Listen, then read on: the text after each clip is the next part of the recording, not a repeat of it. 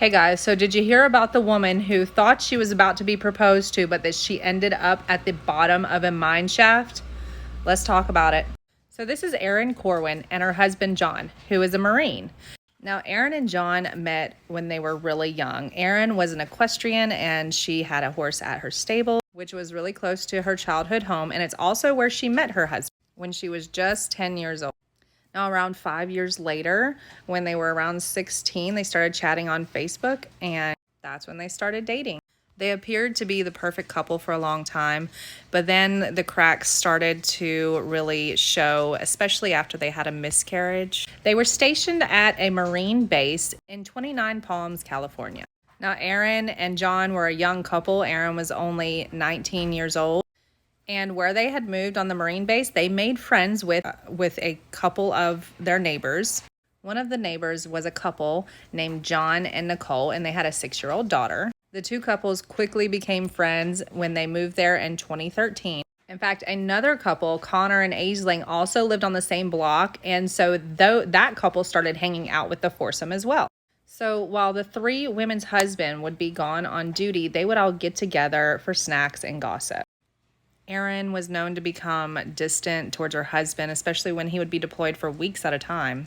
When all the husbands were home, everybody would get together, they would grill, watch movies, play games.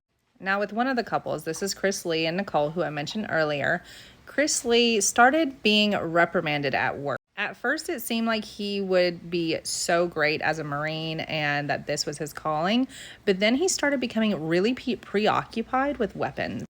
He was reprimanded at least once for using rockets and rifles as if they were toys. Over time, he even gained a reputation of being rash and reckless. Chris and his wife, Nicole, would still come over and visit while John was away, and there was something in Nicole and the sorrow that she was starting to experience that Chris Lee was also connecting with. He had dealt with and battled depression for a long time. He started spending more time over there, and one night when he was over, him and Erin went up to her room to go play a video game, which is something that they had done before, except on this night, they would share their first kiss. The two actually went on to have a full-blown affair, and it went on until Chris Lee's wife, Nicole, discovered texts between them, and she demanded that the affair stop. But just weeks later, the two started their affair again behind their partners' backs. Chris even wrote Erin a poem. It said, "Like it or not, you still hold a piece of my heart. Ready or not, we were gonna get caught. Don't give up, and I won't too. Hopefully, like me, you still think I love you." In 2014, Erin was pregnant. However, it was not from her husband. Erin told her husband, John, that she was going to Joshua Trees National Park to go scout some trails for her and her mother that they could later bike on.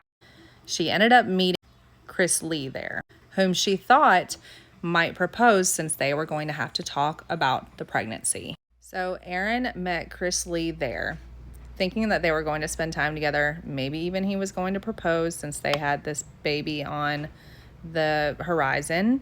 But Chris was under a much different frame of mind. See, he had been playing Russian roulette because he had been really depressed that he was denied deployment over the last month.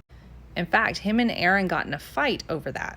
Chris Lee also said that him and Erin got into some sort of argument, and he asked Erin if she had actually abused his 6-year-old daughter, and she said yes, and he became enraged. He was quoted as saying, "It set me off. I just felt so much hate." He said that he garroted her from behind with a cord tied to 2 pieces of rebar. He held her in that position, strangling her for 5 minutes before he finally let go. And once he let go, she dropped to the ground, and he checked her for vital signs for almost a minute. Now, in a panic, Chris decides to throw Erin headfirst down a mine shaft that was near him. Now, shortly after this incident, Lee and his family moved to Alaska, but he was also, shortly after the move, arrested in connection to this. Now, some people thought that the reason that Chris did this was because he was afraid of his wife finding out that Erin was pregnant, but that's not what Chris said. Chris said that after they had the fight and he thought that Aaron did that to his 6-year-old, he became so enraged with hate that he couldn't control it. And he said it was a level of hate that he never wanted to feel again.